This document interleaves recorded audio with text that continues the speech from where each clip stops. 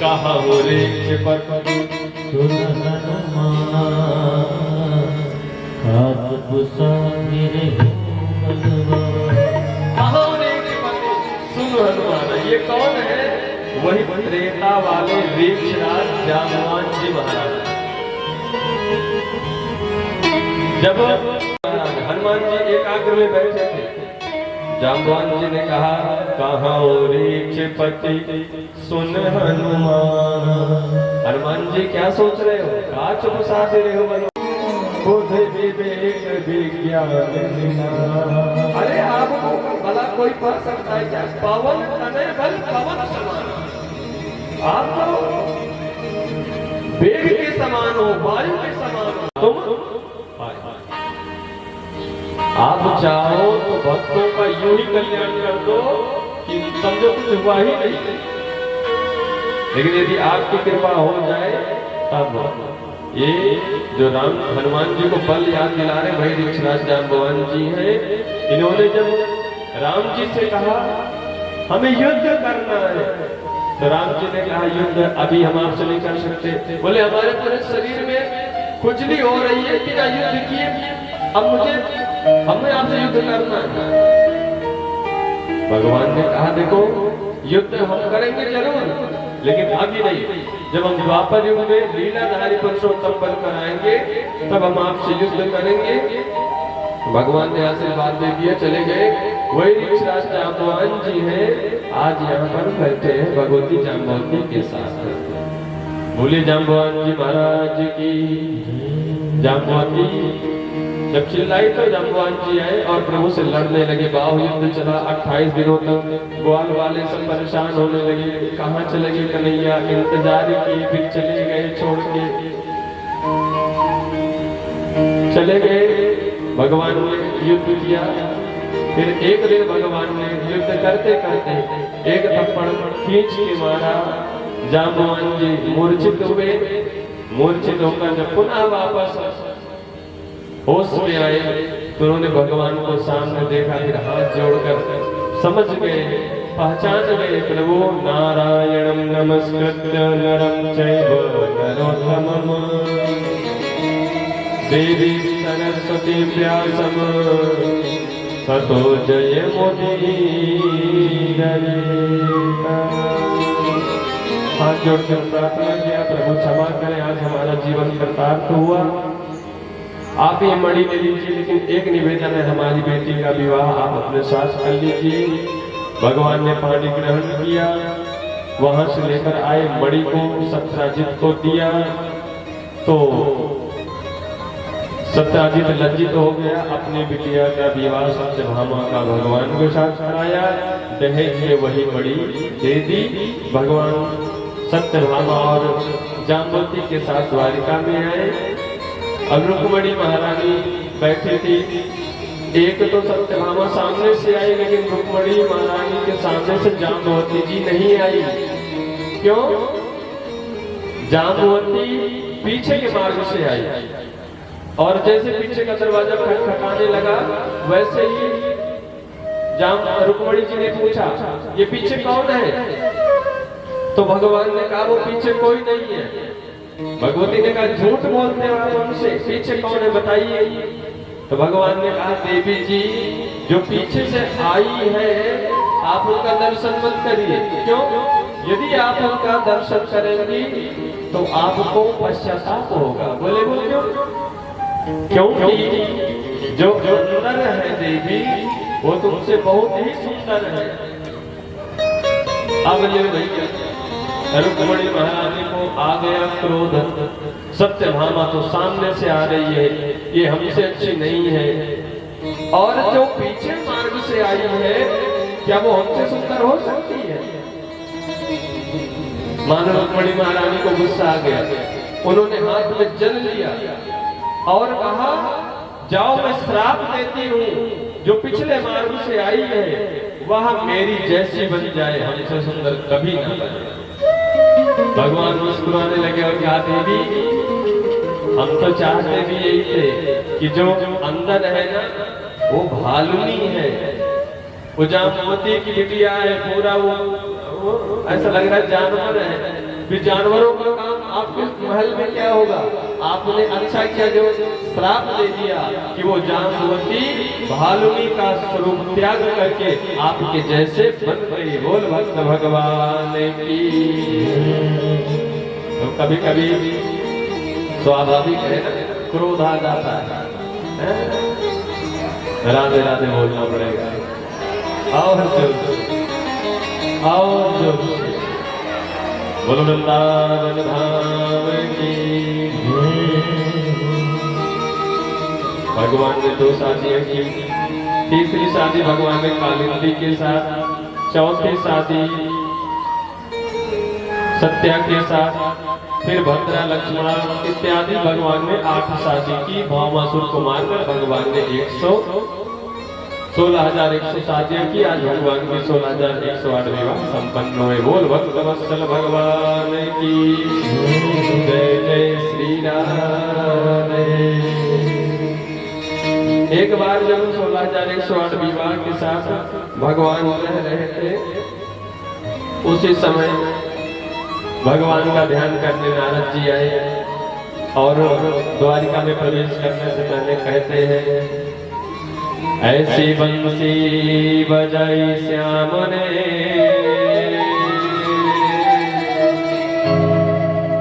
मेरी सुध बिसराई श्याम ने।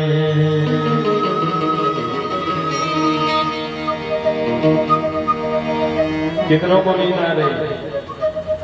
हाँ जी, देखो मैं देख रहा हूँ 3-4 वर्ष हो लग, मैं काफी देर से देख रहा हूँ, लगातार सोए जा रहे हैं।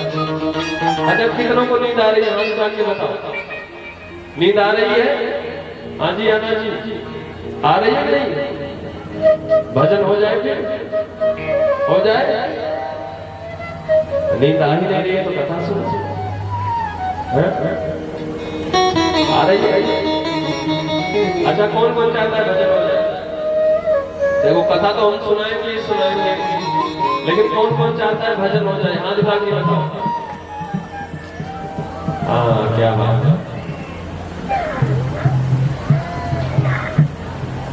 महाराज श्री सुखदेव जी कहते हैं प्रभु कि भगवान नारद जी आए और आकर के भगवान की गृहस्थ लीला देखना प्रारंभ किया। तो भगवान ने देखा कि नारद जी ने कहा 16,108 विवाह भगवान करके कैसे रह रहे हैं? तो जैसे नारद जी आए, भगवान ने सम्मान किया पहले, क्योंकि संत जी आए हैं तो भगवान भी चरण स्पर्श करते हैं, उनकी पूजा करते हैं। पूजा करने के बाद कहते हैं, बोली नारद जी कैसे आना हुआ?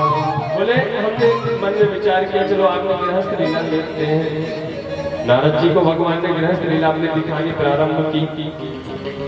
पहले घर में गए तो वहां देखा रुक्मिणी के साथ भगवान विराजमान थे। फिर दूसरे भवन में गए, सत्यभामा के साथ, मित्रविंदा के साथ, कालिंदी के साथ, सत्या के साथ, लक्ष्मणा के साथ, भद्रा के साथ, सबके साथ भगवान एक एक भवन में विराजमान है और सबके साथ अलग अलग बातें कर रहे हैं। किसी के साथ व्यवस्थाओं की बात कर रहे हैं, किसी के साथ देवताओं के सुख की बात कर रहे हैं, किसी के साथ भगवान क्रीड़ा कर रहे हैं, किसी के साथ भगवान हास प्रयास कर रहे हैं। ऐसे 16,108 विवाह का ध्यान नारद जी करते करते थक गए कि एक जगह नहीं, हरि व्यापक सर्वत्र समान भगवान सब जगह ले आता है। कोई 16,108 विवाह में नहीं व्याप्त है। फिर नारद जी थक गए, लौट के आए भगवान के शरण में। प्रभु हम तो थक गए। भगवान ने कहा, बेटा ये कोई बड़ी बात नहीं, हमारी लीला को देखने वाले ही सब थक जाते हैं। अभी तो हम संत थे, आपने हमारा पूजन किया, अब हमें बेटा कह रहे हो, ये बात जरा समझ में नहीं आ रही है। तो भगवान ने कहा, ये सृष्टि हमारे द्वारा ही, अहमेवास्मेवाग्रे परम, हमसे सृष्टि का विस्तार हुआ, इसलिए आप सभी हमारे पुत्र हैं। आपकी देख रेख करना हमारा कर्तव्य है। सच्चिदानंद रूपाय विश्वोत्पत्त्यादि हेतवे तापत्रय विनाशाय श्री कृष्णाय वयम भगवान सृष्टि का विस्तार, पालन, सृजन, संग्रहण जो तीनों के हेतु हैं, ऐसे गोविंद के चरण में हम सब मिलकर कोटि कोटि नमन करते हैं। बोले द्वारिकाधीश भगवान की। तो जब भगवान ही सब करते हैं तो हमें चिंता करने की आवश्यकता नहीं है। आप परेशान मत होइए। नारद जी चले गए। फिर एक बार की बात है, ध्यान से सुनना। फिर भगवान अपने प्रियजनों के साथ रहने लगे। एक बार भगवान के बेटे घर के बाहर खेल रहे थे। खेलते हुए बेटों को एक कुएं में एक जानवर दिखाई पड़ा। जब जानवर दिखाई पड़ा तो बेटे चिल्लाते हुए अपने पिताजी के पास आए।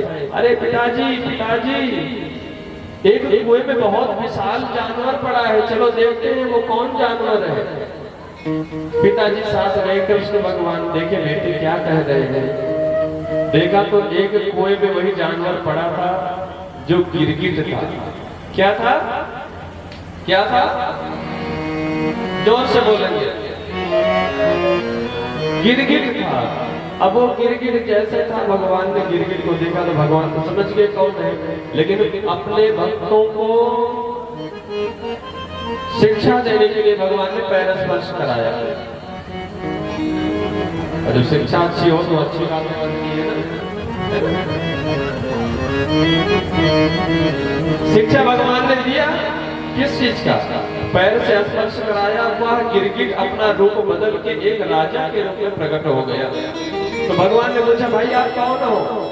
आप गिरगिट क्यों बने? तब वह व्यक्ति कहता है कि नृगो नाम नरेंद्रो इक्ष्वाकु तनय प्रभो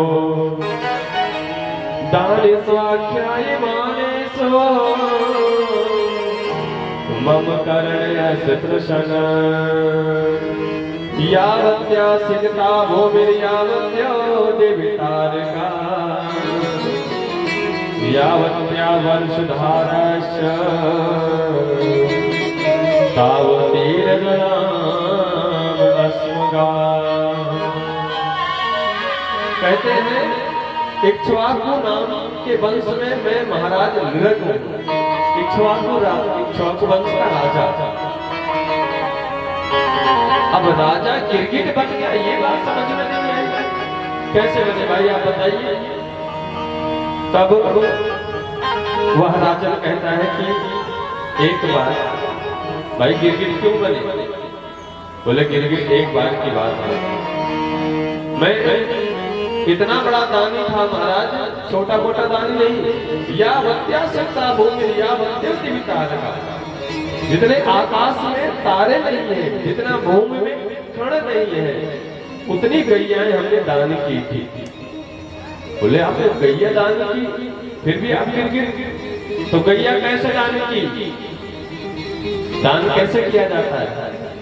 जो गैया किसी काम की ना रह जाए, कभी कभी होता है पंडित जी को अब गाय दान करनी चाहिए। कैसी गाय? जीवन भर दूध का सेवन हमने किया, अब बुढ़ापा आ गया तो पंडित जी को पूछ पकड़ के गाय दान करते हैं। ध्यान दे, महाराज ले जाओ आपके लिए दान है। अब दान की वस्तु आपको पता है कैसे ली जाती है? भगवान का नाम सुन ले तो मुसीबत आ जाती है सर पे। ध्यान से सुनिएगा। लोग जाते हैं पूजा की सामग्री लेने। आप सबकी बात है, पूजा का सामान चाहिए, दुकानदार से कहते हैं पूजन वाला हमें कपड़ा दे दीजिए। तो दुकानदार भी, उनको भी सोचना चाहिए कि हम दे क्या रहे हैं। तो निकालते हैं सीधा मार्किन का कपड़ा फाड़ करके दे देते हैं, कहते हैं पूजन में यही मार्किन लगता है, ले जाओ। मार्किन का मतलब आप समझते हैं? जो अंत्येष्टि में जिस वस्त्र का प्रयोग किया जाता है वही सबसे सड़ा गला घटिया सबसे बेकार कपड़ा वो भगवान के पूजन के लिए लाया जाता है। अब विचार करो, जब आप पूजन के लिए अंत्येष्टि का सामान ला रहे हो तो आपका जीवन अच्छा बनेगा? बनेगा अच्छा, बना लेना, बना देगा भगवान। भगवान का नाम सुनते ही पता नहीं क्या हो जाता है लोगों को। दान का नाम सुना, जो सबसे घटिया सामान रहेगा वो दान में हम देना चाहेंगे। उस दान का क्या मतलब? जो दान कोई एक्सेप्ट न करे, उसका यूज न करे, ऐसे दान से अच्छा ना करो दान, वो ठीक है। जो सबसे सड़ा गला सा बेकार वस्तु जो भी होगी उसे हम दान में दे रहे हैं। महाराज मजा करो, अब ऐसे सामान मिलिए, बाद में मजा भी करो, और ऊपर से अभिमान, हमने तो दान किया। आपके दया और दान में अंतर होकर ध्यान देना।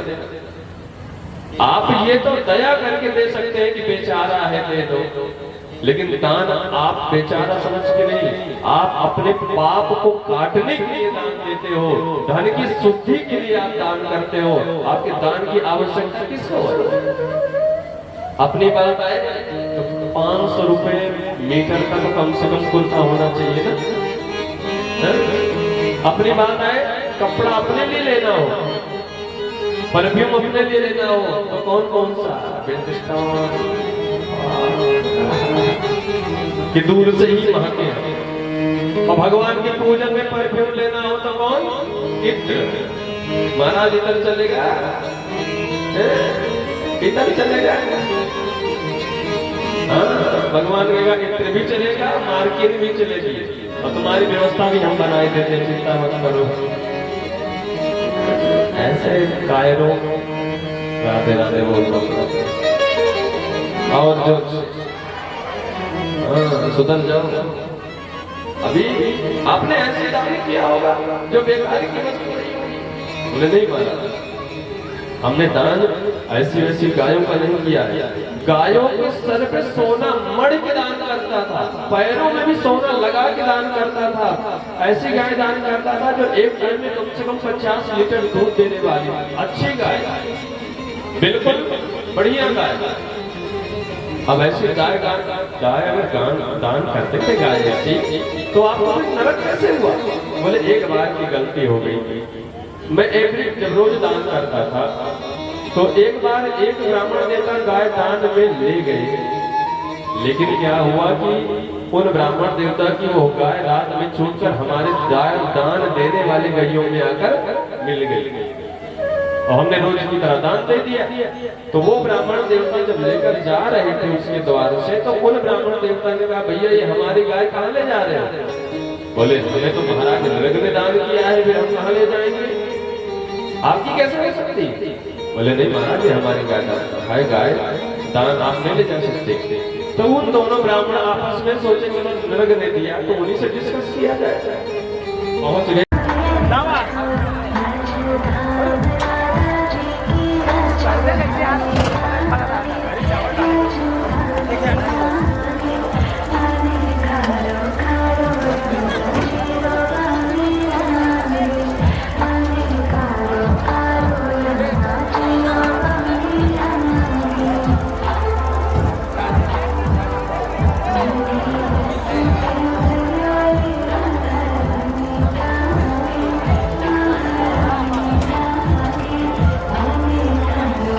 समूह नष्ट हो जाएगा। हम तो क्या छोटी बात है। उस नर्द ने हाथ जोड़ा, लेकिन श्राप देकर देवता चले गए ब्राह्मण देवता। फिर जब बोले हम यहाँ से गए तो यमराज के पास गए। यमराज ने कहा देखो पाप तो पुण्य तो आपने खूब किया है, लेकिन वो सब पुण्य आधा पाप में बदल गया है क्योंकि आपने अभिमान कर लिया। तो आप बताइए, आप नरक आपको भोगना पड़ेगा, कम है लेकिन भोगना पड़ेगा, तो आप नरक भोगोगे या स्वर्ग? तो राजा तो मैंने कह दिया महाराज देखो नरक तो थोड़ा भोगना ही है, तो 9 कष्ट ही पहले भोग लेते हैं, गलती तो हो ही गई थी। तब उसी ब्राह्मण के श्राप के अनुसार हमें वह गिरगिट बन के इस धराधाम पे गिरना पड़ गया। तो आज हमें आपकी कृपा प्राप्त हुई तो हम धन्य हुए, वरना गिरगिट बनकर उसे कुएं में पड़े रहते जीवन बर्बाद हो जाता, जीवन खत्म हो जाता। तो भगवान का चक्कर लगाकर लग चले गए वैकुंठ को। भगवान ने कहा देखा बच्चों आप हमारे पुत्र होकर के भी कभी ऐसा मत करना, किसी का अपमान मत करना। कुछ भी लेन देन के बारे में सोचने से पहले आप उस सामने वाले का सम्मान करना। भगवान के पूजन में कभी रिजेक्ट वस्तुओं का इस्तेमाल नहीं करना चाहिए। राधे राधे बोलना पड़ेगा। और जो भगवान को वेदी निर्माण होता है ना, ब्राह्मण देवता वेदी बनाते हैं, ये कोई मतलब है। अब वो ब्राह्मण देवता ना बताए, उनकी गलती है। कभी भूल करके मार्किन का वस्तु पूजन में इस्तेमाल नहीं करना चाहिए, इत्र का इस्तेमाल नहीं करना चाहिए, धूप बत्ती करना चाहिए। अगरबत्ती का इस्तेमाल घर के पूजन में और आपके देव पूजन में अगरबत्ती का इस्तेमाल कभी नहीं करना चाहिए। सुहागिन माताओं को स्टील लोहा कभी सुहाग का सामान दान स्टील लोहा के रूप में नहीं करना चाहिए। बोले वो क्यों माना? लोहा कौन पहनता है पता है आपको? सुहागिन माताएं पहनती है या फिर जिन पर भगवान की क्रूरता सवार हो जाती है वो पहनती है। हाँ जी, आपको बता जो जैसा हम चढ़ाएंगे वैसा ही हमें प्राप्त होता है। इसलिए ध्यान देना पड़ेगा। ये पूजन का विषय है। अगर आपके घर में कभी कोई पूजन होता अनुष्ठान होता है तो उस समय वो ब्राह्मण देवता बताएं या ना बताएं, लेकिन जब श्रृंगार, आजकल तो श्रृंगार की बड़ी अजीब वस्तु आ गई है। श्रृंगार का सामान पता है 25 रुपए के पैकेट में 16 श्रृंगार मिल जाता है। ले महाराज, वो न इधर का न उधर का आप देते हो, उठाकर गंगा जी में फेंक दिया जाता है। वो भी नहीं पीना है, कचड़े में फेंक दिया जाता है। आप बताइए क्या मतलब है उस 50 रुपए के सामान लाने का? आपने सुहाग अपने सुहाग की रक्षा के लिए आपने मांगा है ना सुहाग। उसमें सिंदूर, जो सुहाग के मुख्य रूप होते हैं उनको विशेष रूप से ध्यान देना चाहिए। जैसे सिंदूर आपका मुख्य होता है। अब आज बात तो कुछ होना, राधे राधे बोलना पड़ेगा और जोर से। आजकल सिंदूर लगाना तो बड़ी दूर है, अगर टीका भी लगा ले तो उसको ऐसे कोई देख न ले। ये सब थोड़ा क्लिष्ट विषय। आपको सिंदूर क्यों लगाया जाता है माताओं को पता है? सिंदूर क्यों लगाया जाता है? एक बार भगवती सीता जी सिंदूर लगा रही थी, उसी समय हनुमान जी आ गया। हनुमान जी ने कहा देवी जी ये पीला पीला क्या लगा रही हो आप? माता जी, तो माता जी ने कहा देखो ये सुहाग का प्रतीक सिंदूर है, इसको लगाने से राम जी सरकार की आयु बढ़ जाएगी। हनुमान जी गए, पूरा सिंदूरे में डूब गए। बाहर निकले भूत जैसे बने, पूरा पीले पीले। तो राम जी के सामने गए। राम जी ने कहा ये क्या किया? बोले माता जी इतना सिंदूर आपके जीवन को बढ़ाने के लिए लगा रहे थे, तो हमने सोचा कि हम पूरे शरीर में सिंदूर न लगाते, हमारे राम जी की आयु पूरी बढ़ जाए। तो सिंदूर क्यों लगाया जा रहा है? सिंदूरम सौभरम रक्तम सौभाग्यम सुखवर्धनम सुखदम कामदम चैव सिंदूरम प्रतिगृहताम।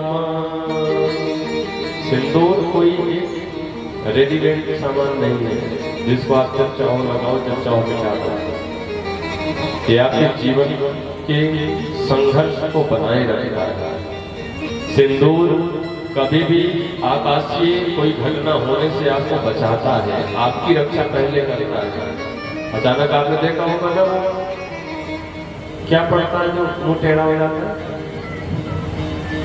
सॉरी मतलब क्षमा करिएगा, मतलब ऐसा कभी कभी हो सकता है, किसी के साथ हो सकता है। क्या होता है वो आकाश दृष्टि से होता है। अरे गांव में क्या बोलते हो उसको? फांसी नहीं, फांसी नहीं, वो दूसरा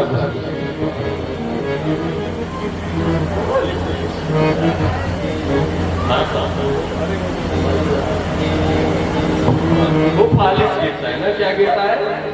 हाँ, लोग कहते हैं फालिस गिर गया। फालिस का मतलब तो चेतनी वगैरह जो भी आप गिरती है आप जानते हैं वो अचानक हो जाता है आजकल। लेकिन साइंटिस्ट वैज्ञानिकों ने कहा वो किसी कमी के साथ होता है।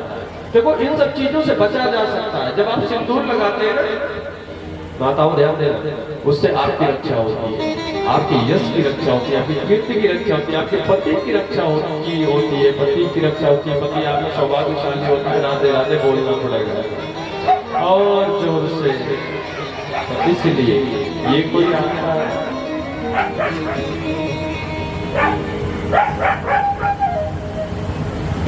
महाराज ने कहा, देखा बेटा, कभी भी ऐसा नहीं करना चाहिए। कभी भी भोजन आपको पता हो या ना, लेकिन आप एक दो चीजें जो विशेष मानी जाती है, सौभाग्य की चीजें, आप उनको भगवान को, जो आप सौभाग्यवती स्त्रियां हैं, वो आप सौभाग्य के अनुसार ही भगवान को अर्पण किया करें भोजन में। बोलो वृंदावन बिहारी लाल की। फिर भगवान से प्रार्थना करें, ऐसी बंसी बजाई श्याम रे, मेरी सुध बिसराई श्याम।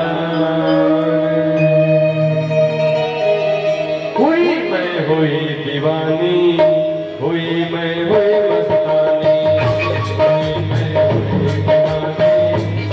दीवानी, हुई मैं हुई मस्तानी।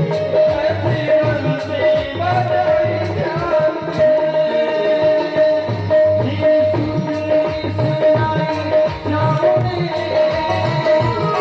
ऐसी बंसी बजाई श्याम रे।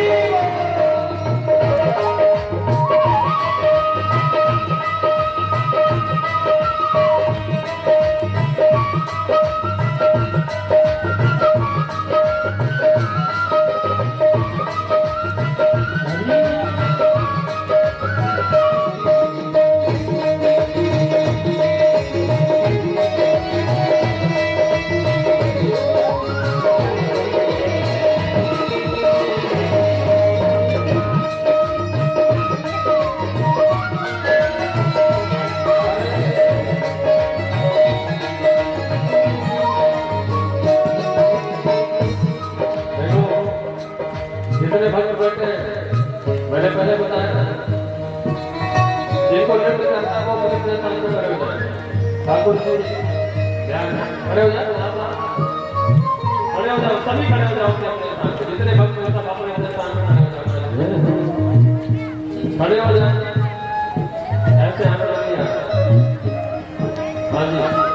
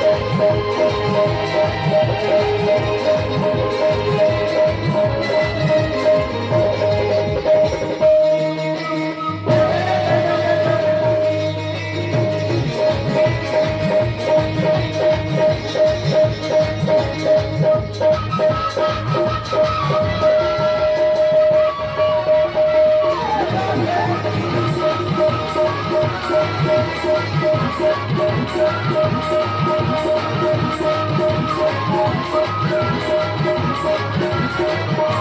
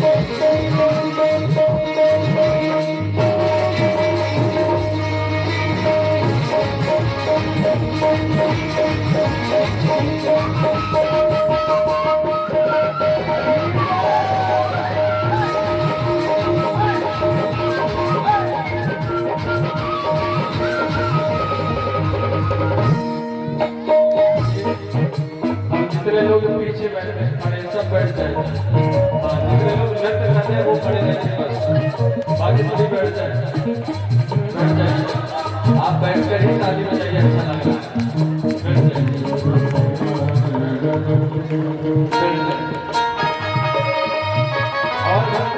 और भाव से बैठ जाए। मुर्गी की धुन धुन की है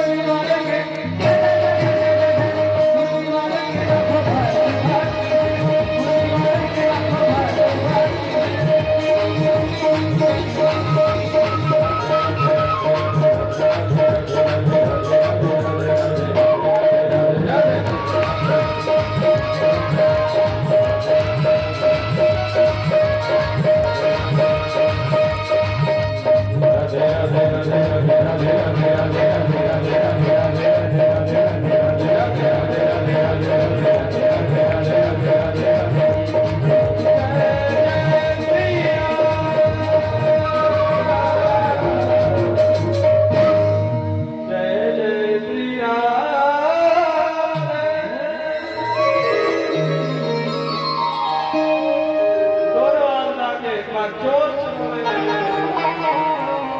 और जोर से राधे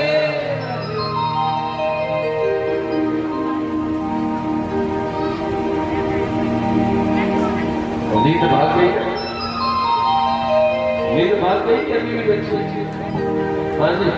पत्नियों से पूछो आपके शराब के कारण उनको कैसे कैसे दर बदर ठोकरें खानी पड़ती।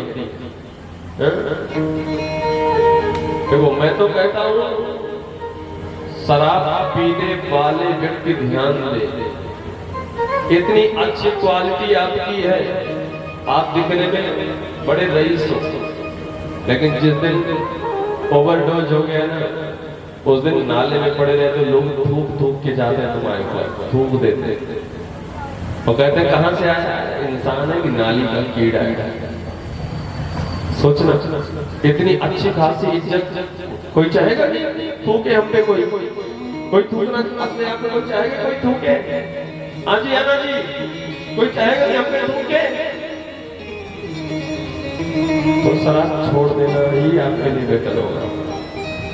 कुछ लोग शराब छोड़ना चाहते हैं लेकिन छोड़ नहीं पाते, उनके लिए नियम है, आप बेल की पत्ती सुखा करके उसे भस्म बना लीजिए और उसी बेल पत्ती के भस्म को कॉफी में इमली डाल करके आप पीजिए।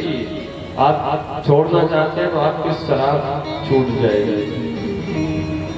नहीं तो नींद क्या है, पाप भाग जाते हैं। कब? जब भक्ति आती है तो आपको पता हो या ना हो,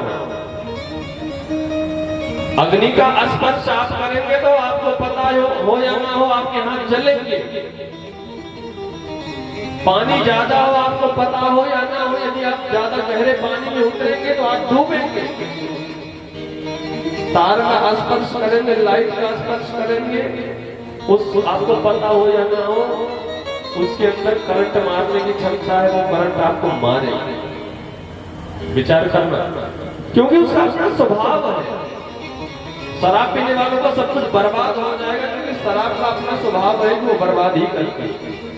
दर बदर उनके बच्चे ठोकरे खाते हैं, उनकी पत्नियां परेशान रहती हैं। हम तो कहते हैं ऐसे कुछ ना बोलो। जब ढरकी लगा के आएंगे तो मत रो, पड़न सरदिया से पाला, उठा के लाठी मार रहा था, एक किनारे लगा, कोई पाप नहीं है आपको। अरे छोड़ दो, ये आपके जीवन के लिए अच्छा होगा, मेरे लिए कुछ नहीं होगा। भैया महाराज जी बता दें, आप मानोगे तो मानो, मान मेरा कहना नहीं तो पछताएगा, माटी का खिलौना माटी में मिल जाएगा। तो ध्यान देना, भक्ति का ये स्वभाव होता है अग्नि का कि वो जलाने की शक्ति होती है। भक्ति में इतनी पावर होती है, उसका स्वभाव है कि वो आपके पाप को नष्ट करता है। तो आपको पता हो या ना हो, जब मंत्र आपके कान में पढ़ते हैं, भजन आपके कान में पढ़ते हैं, तो भाव को भाव अनक आलसो, भाई को भाई अनक आलसो, या भाई को भाव अनक आलसो, नाम जपत मंगल दिस। हाँ, चाहे आप भय से बजो चाहे भाव से बजो, कोई बात नहीं है, भजना चाहिए आपको। बस एक बार जोर से बोलेंगे और जोर से, दोनों हाथ उठा के बोलेंगे प्यारे। पुण्यात्मा नहीं बोलेंगे, पापी आत्मा सब बोलेंगे। जितने पुण्यात्मा है वो एक ही बोलेंगे।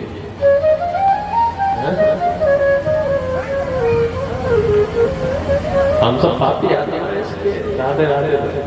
पुण्यात्मा होते तो इधर आते ही क्यों? अभी पुण्यात्मा नहीं, अभी पापी आत्मा है। पुण्य अर्जन करने के लिए आए, पाप काटने के लिए आए। तो महाराज भगवान ने कहा, देखा बच्चों, कभी ऐसी गलती मत करना, भगवान की भक्ति करना अहेतु की अप्रतिहता। धीरे धीरे सुखदेव जी महाराज कहते हैं, क्रम से आगे बढ़ा, भगवान ने जरासंध का उद्धार करवाया। अब बोले जरासंध का उद्धार कैसे हुआ? बोले या उसी समय की बात है जब कंस मारा गया, तो इसमें से तो जरासंध जिसने प्रवर्षण पर्वत में आग लगवा दी थी, तो एक बार युधिष्ठिर जी राजसूय यज्ञ करने के लिए तैयार हुए। उसमें शिशुपाल का उद्धार किया। फिर जरासंध का उद्धार कैसे हुआ? ईशो दुरत्रयः कालेति सत्यवती श्रुतिः वृद्धानामपि यद्बुद्धिर्बालवाक्ये विरक्तते। सुखदेव जी महाराज कहते हैं जरासंध भगवान अपने गुरुदेव की कृपा प्राप्त करके संयज्ञ करने जा रहा था कि वो सतत ऋतु बन जाए। तो वह अपने यज्ञ में जो भी कामना करता उसकी सारी कामना पूर्ण करने के लिए जब से जरासंध ब्राह्मणों को मंत्र के लिए बिठाया, भगवान रणछोड़ बन के भागे, तब से जरासंध को ब्राह्मणों पर बहुत भरोसा हो गया कि जो तेज अक्षौहिणी सेना नहीं कर पाई वो ब्राह्मणों के मंत्रों ने कर दिखाया। तो ब्राह्मणों पर भरोसा पहुंच जाता। तो इनके द्वार पे कोई भी ब्राह्मण यदि आ जाता तो ये उसे बिना समझे कुछ उसे हर चीज दे देते।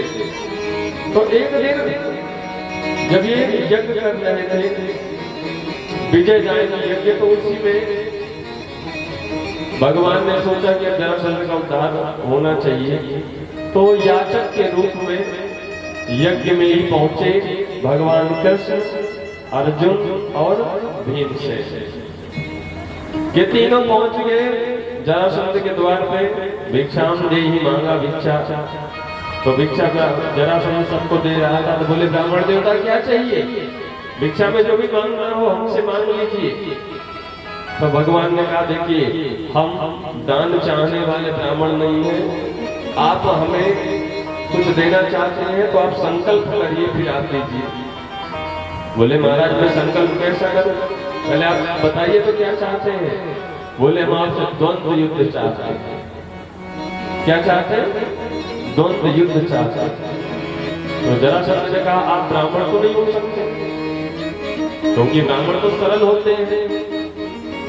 आप सरल नहीं हो, द्वंद्व तो आपको चाहिए। आप कौन हो? बोले संकल्प करिए, बताएंगे। संकल्प कर लिया। फिर कहा मैं वासुदेव पुत्र कृष्ण, ये अर्जुन पांडुपुत्र और ये भीमसेन, आप ब्राह्मण के रूप में आए हो। चलिए कोई बात नहीं। बोले अब द्वंद्व युद्ध का आपने संकल्प किया है, करना पड़ेगा। बोले ठीक है। तो किसके साथ करोगे?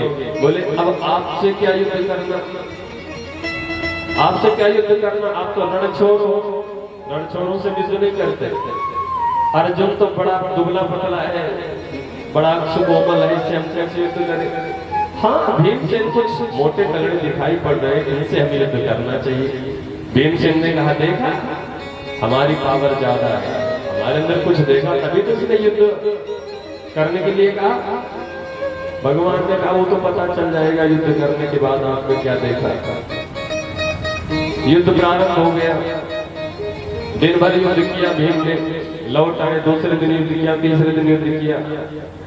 तो भीम ने तीसरे दिन भीम आकर कहने लगे भगवान इतना मैं लड़ता हूँ लेकिन ये कभी हारने का नाम नहीं लेता। बोले पता चलता है आपको क्यों चुना था?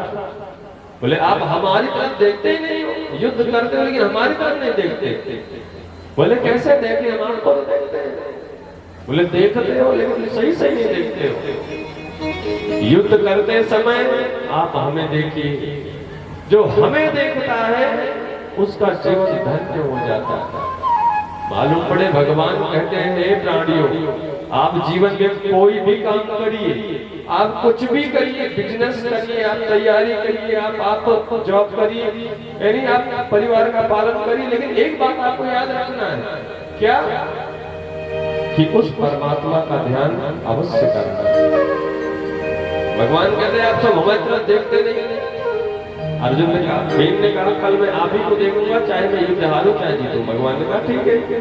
अब युद्ध प्रारंभ हुआ तो भगवान को भीम देखने लगा। तो भगवान ने उठाया तिनका और तिनके को फाड़ा, एक तिनका इधर फेंका और एक तिनका इधर फेंका। तो इसको समझ में आ गई वाह वाह वाह वाह, भगवान मालूम सही कह रहे हैं। तो उसने जरासंध को उठाया, उड़ा करके उसको बीच से फाड़ दिया, फाड़ के फेंक दिया और लगा हंसने की मैं विजयी हो गया, विजयी हो गया। लेकिन जब पीछे घूम के देखा तो वो दोनों टुकड़े फिरा करके जुड़ गए आपस में। अब ये दृश्य देख करके बड़ी तेज से भागा और भागते हुए गया शाम को भगवान से, कहता है भगवान ये कैसा इंसान है, ये फाड़ने से भी नहीं मरता। भगवान ने कहा समझ में आ रही क्यों आपको चुना था उसने? बोले कर ऐसे ही स्थिति रही तो मैं कल भाग जाऊंगा, मैं युद्ध नहीं कर पाऊंगा। भगवान ने कहा देखो आप देखते तो हैं लेकिन सही से नहीं देखते हैं आप सब। बोले मैं आप ही को तो देख रहा था। बोले आपने देखा लेकिन सही से आपने देखा क्या? आपने सही से नहीं देखा। ठीक है, फिर युद्ध प्रारंभ हुआ। दूसरे दिन जब युद्ध शुरू हुआ तो भगवान ने फिर तिनका उठाया, फाड़ा, लेफ्ट का राइट का मतलब दाहिने हाथ का जो तिनका था उसको बाईं तरफ फेंक दिया भगवान ने, बाएं हाथ में जो तिनका था उसको दाहिनी तरफ फेंक दिया। अब बात समझ में आ गई। भीमसेन ने फिर से जरासंध को बीच से फाड़ा, फिर दाहिना अंग बाईं तरफ, बायां अंग दाहिनी तरफ, इसका उद्धार कर दिया। बोल भक्त वत्सल भगवान की। सुखदेव जी महाराज कहते हैं जरासंध का उद्धार हुआ। फिर महाराज परीक्षित ने कहा एक कथा हमें आपने नहीं सुनाई, उसे सुनाने की कृपा करिए। भगवान की मित्रता की हमने बहुत बातें सुनी। भगवान भी कभी मित्रता करते हैं क्या? तब सुखदेव जी महाराज कहते हैं बहुत अच्छा प्रश्न आपने किया। भगवान मित्रता नहीं करते। भगवान जब मित्रता करते हैं तो हम संसारियों की तरह मित्रता नहीं होती। आजकल की फ्रेंडशिप बड़ी खतरनाक होती होती। आजकल जो भी देख रहे हैं मेरा फ्रेंड है, कैसा फ्रेंड है? जब तक स्वार्थ है तब तक वो आपका फ्रेंड है। माय डियर ध्यान देना, आजकल सब एक दूसरे के फ्रेंड बन जाते हैं। कुछ ना कर ले, फ्रेंडशिप कर ले।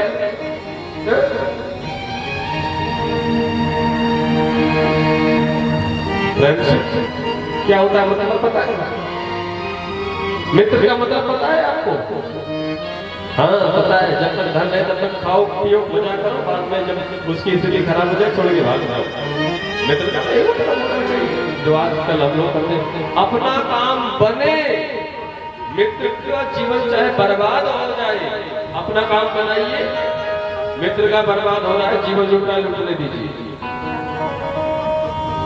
सावधान हो जाना। लोग कहते हैं हमारे साथ आज तक किसी ने अच्छा नहीं किया, कहते हैं ना। तो तुमने किसके साथ अच्छा किया जो आपके साथ अच्छा हो? तुमने किसी के साथ अच्छा किया क्या? तो अच्छों के साथ अच्छा होता है। आपने अच्छा किया ही नहीं, अच्छा मिलेगा कहां से? पहले अच्छा पाना, अच्छा बनने का प्रयास करो, अच्छा बनो, तब आपको अच्छा मिलेगा। मैं तो कहता हूं मुझे तो कोई गड़बड़ नहीं मिलता। आज तक मुझे कोई गड़बड़ मिला ही नहीं। क्यों नहीं मिला? क्योंकि आप खुद अच्छे, आपके भाव अच्छे। मित्र का मतलब ये नहीं होता कि आप जब तक सिर्फ आपका स्वार्थ है तभी तक आप उससे मिले रहो। स्वार्थ आप अपना स्वार्थ बनाने के लिए उसे दबाने का प्रयास करो। कुछ लोग होते हैं देखते हैं मित्र बड़ा मालदार है तो कुछ न कुछ उसके स्वार्थ लेकर चिपक जाते हैं और उसका सारा जीवन जब गर्त में चला जाता है तो उसे छोड़ कर के भाग जाते हैं, वो अपना बना लेते हैं। फिर बाद में जब कोई पूछता है भैया क्या बात हुई, नहीं पटी, हम दोनों आपस में थे, नहीं पटी। अलग हो गए। क्या नहीं पटी? उन्हें उसका जीवन बर्बाद कर दिया। राते राते बोलना पड़ा। आजकल के मित्रों से सावधान हो जाना। अब ये भी मैंने कहता है मत करना, क्योंकि मित्र कैसा होना चाहिए? कृष्णस्यासीत सखा कश्चित् ब्रह्मणो ब्रह्मनित्तमः विरक्त इंद्रियार्थेषु प्रशान्तात्मा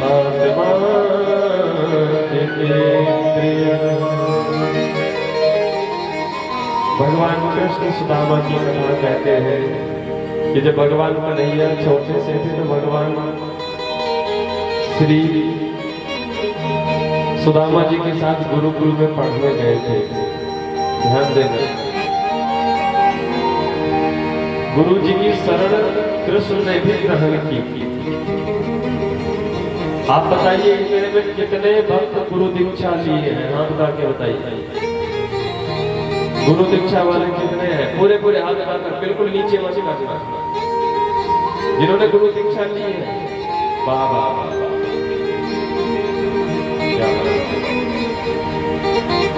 आप समझते हैं गुरु मंत्र का मतलब क्या है?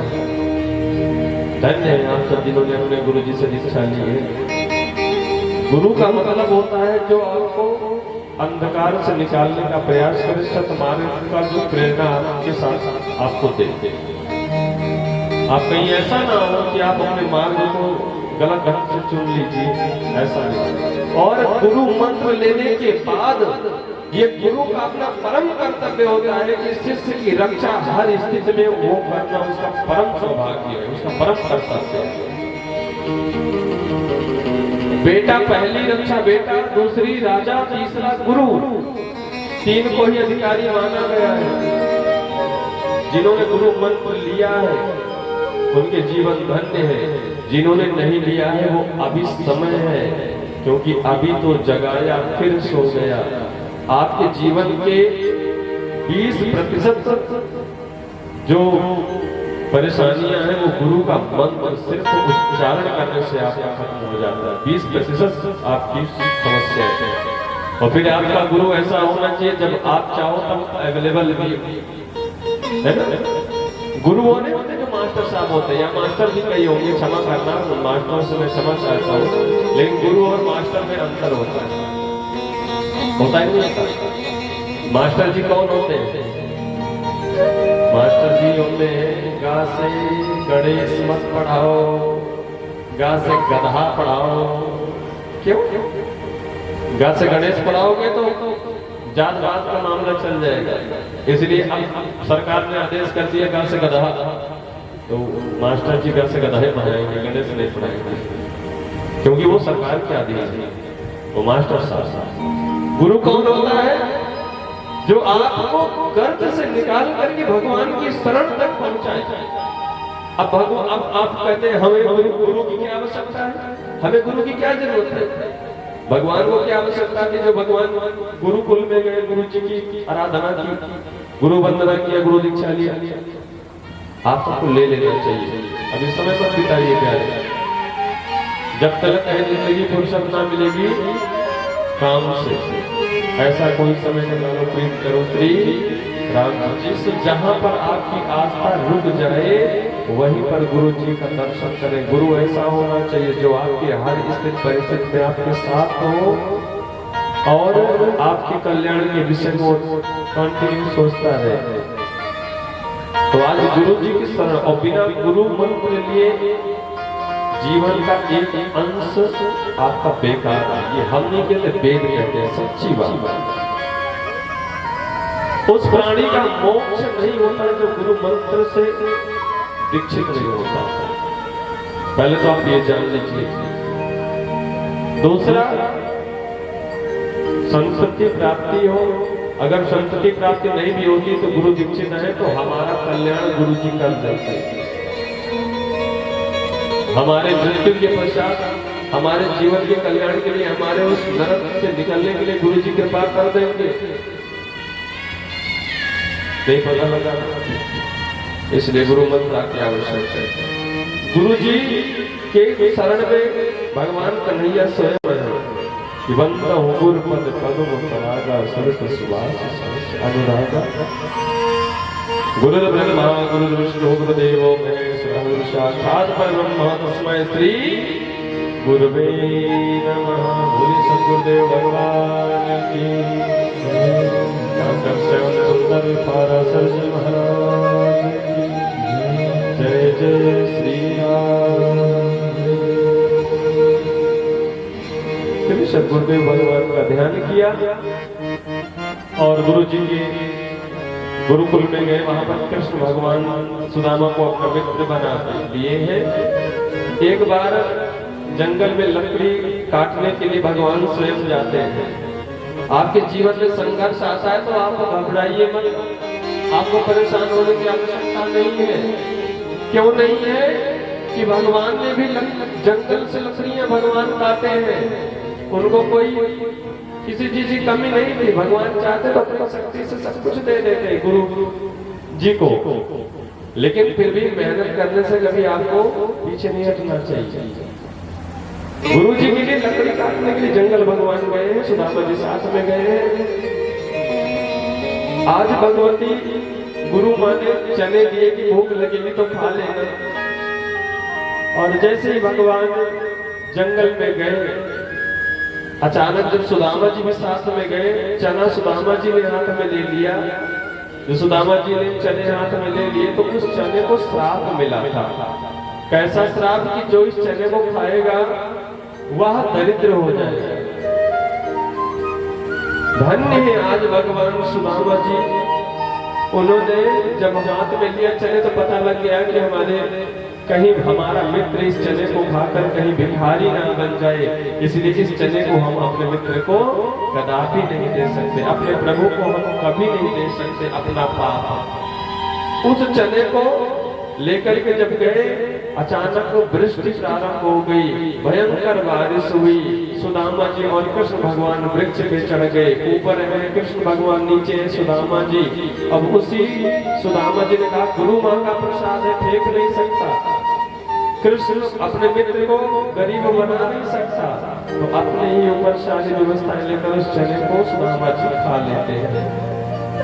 और जब खा करके बारिश शांत हो जाती है, वृष्टि शांत हो जाती है, तो उसी समय जब भगवान नीचे उतरते हैं तो पूछते हैं सुदामा जी भूख लगी है, कुछ खिला दो हमें। तो भगवान कहते हैं सुदामा जी कहाँ है वो चने जो गुरु माँ ने दिए थे। सुदामा जी ने कहा क्या बताए मित्र, वो चने तो जब वृष्टि हो रही थी ना तो मेरे हाथ कपाने लगे, हाथ से चने छूट गए, वो चने जंगल में पानी के साथ सड़ गए, पता नहीं वो जब कहाँ चले गए। भगवान ने कहा भगवान तो अंतर्यामी ये सब जानते हैं। भगवान ने कहा धन्य है हमारे मित्र, मेरे लिए आपने कितना त्याग किया।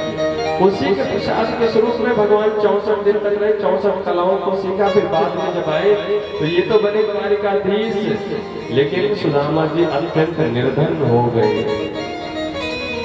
कहते नहीं है करामात क्या उनकी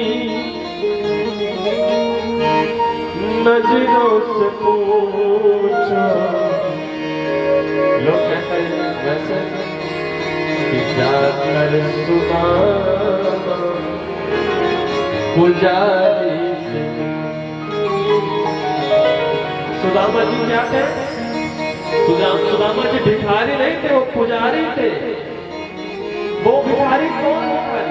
भिखारी तो वो होता है, दरिद्र तो कौन होता है पता है आपको? दरिद्र वो होता है जिनके पास धन होता है फिर भी अपने आप को कंजूस समझते हैं, अपने आप को निर्धन समझते हैं। दरिद्र वही होता है जिसकी तृष्णाएं बड़ी होती है कि भगवान ने इतना दिया है फिर भी दरिद्र के पीछे नहीं छोड़ा, कुछ नहीं दिया, कुछ नहीं दिया। दरिद्र तो वो होता है, वो नहीं होता जिसके पास जो भी है सब देगा, तुझको अर्पण क्या लागे मेरा। भगवान का जो भक्त है, जो समर्पण करता है, वो दरिद्र नहीं होता।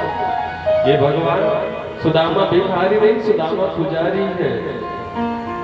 आज प्रभु का ध्यान करके इन्होंने एक विवाह किया जिनकी 10 संतानें हुई, लेकिन संतानें तो 10 हो गई, लेकिन दरिद्री ने ऐसा प्रकोप डाला कि घर में खाने के लिए कुछ नहीं था।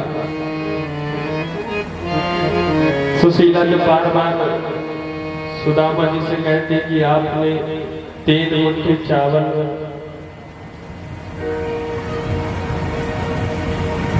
आपका एक नियम बता था सुदामा जी का कि एक दिन में सिर्फ 4 घर से सिर्फ 4 घर से भिक्षा मांगते, उसी में जो मिल जाता उसी को खाते थे।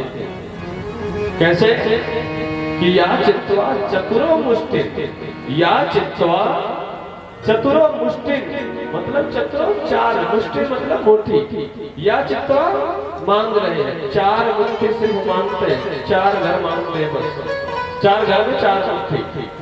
इनका नियम था कि या चित्वा चतुरो मुष्टि विज्ञाना प्रथम तंडुला शैल खंडेन तान बद्ध्वा भद्रे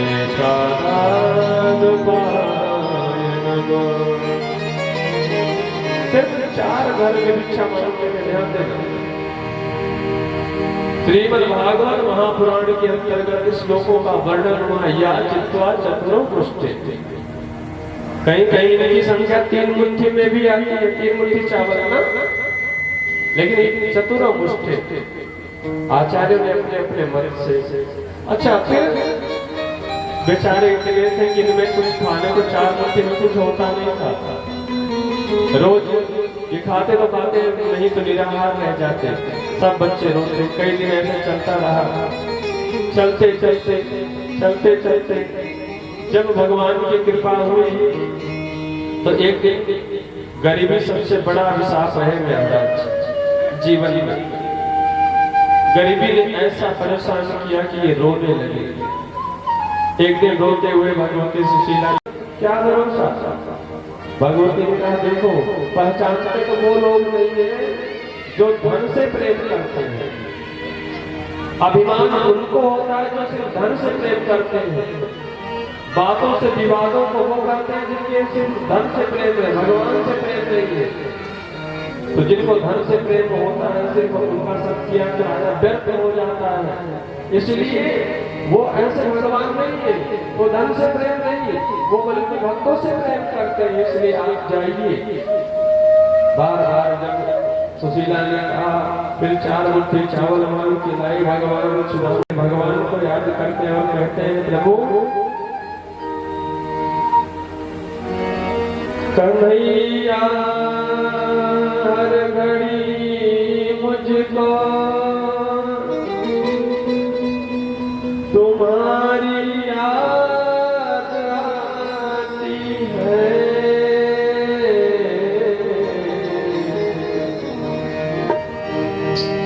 मुझे मोहन रुलाती है, तुम्हारी याद आती है।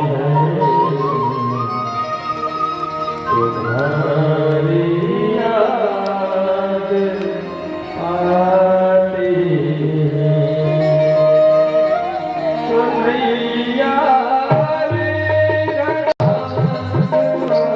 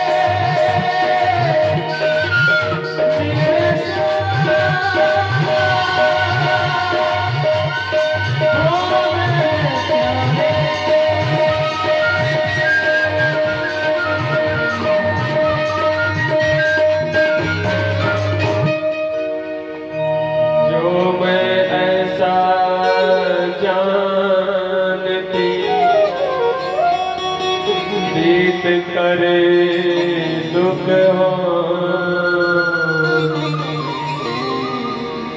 नगर ढिंढोरा पीटती प्रीत न करियो को प्रीत न करियो मोय प्रीत न करियो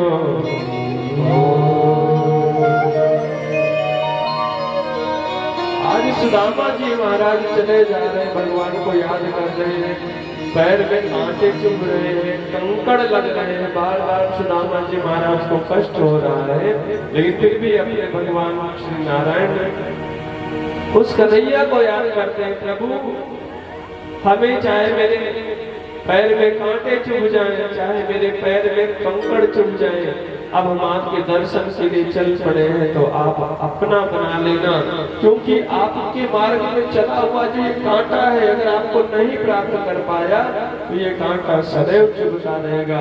इसलिए प्रभु मेरे कांटे जो हैं आप इनको और भी विशाल बना दीजिए, लेकिन अब हम आपकी शरण ग्रहण करके ही वादे इरादे सुदामा जी महाराज के का पक्के हैं, चले जा रहे हैं, भगवान को ध्यान कर रहे हैं। धीरे धीरे जैसे